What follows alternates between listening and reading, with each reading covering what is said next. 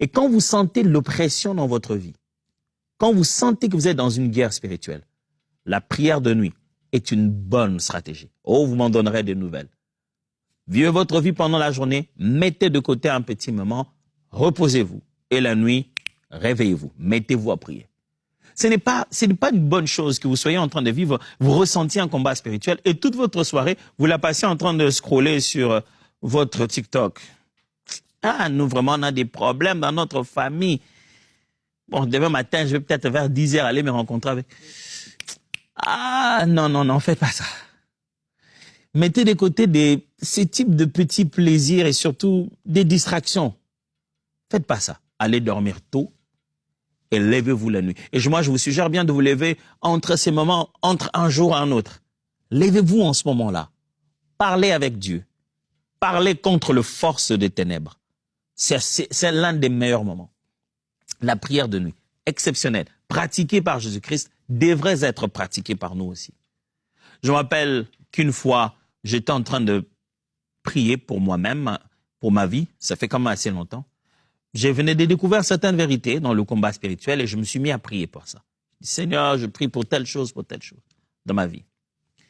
Et l'Esprit a mis dans mon cœur de passer un moment de nuit de prière. C'était pas, je ne veillais pas vraiment d'un jour jusqu'au l'aube, au matin de l'autre.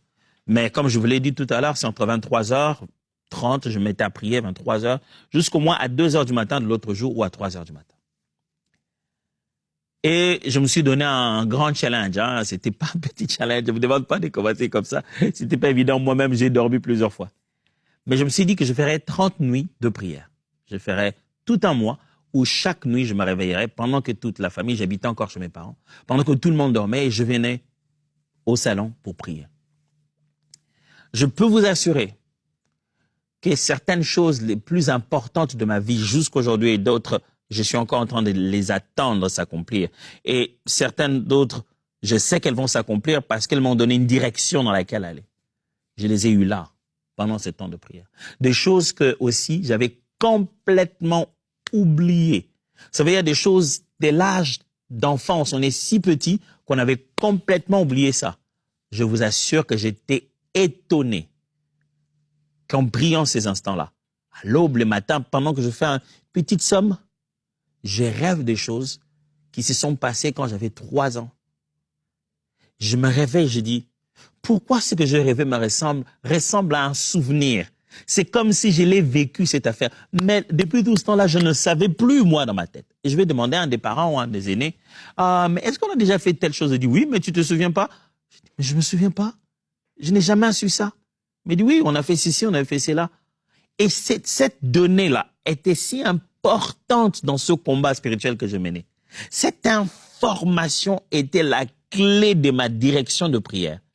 Mais ma mémoire l'avait oubliée. Et durant toute la journée, j'ai jamais eu le temps d'y penser. Regardez aussi.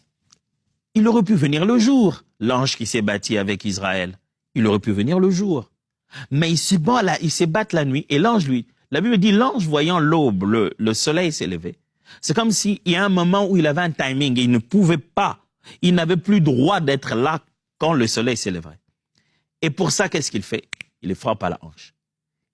C'est comme s'il aurait pu le faire depuis longtemps, quoi. Il y avait la stratégie, il aurait pu le mettre hors état de nuire depuis longtemps, mais c'est dit, oh là, je crois que le temps est arrivé, on arrête ces petits jeux. Il les frappe à la hanche. Puis il demande, tu es qui? Il s'attache, il dit, dis-moi, tu es qui alors? Donne-moi ton nom. Il dit, bah, je suis Israël. Bah, finalement, on lui dit, il a dit, je suis Jacob. Il dit, on t'appellera maintenant Israël. Pourquoi une telle rencontre s'est passée la nuit?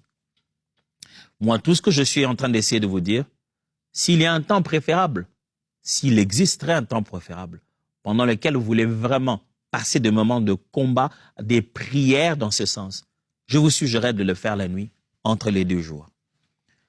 Deuxième stratégie, quand vous êtes dans les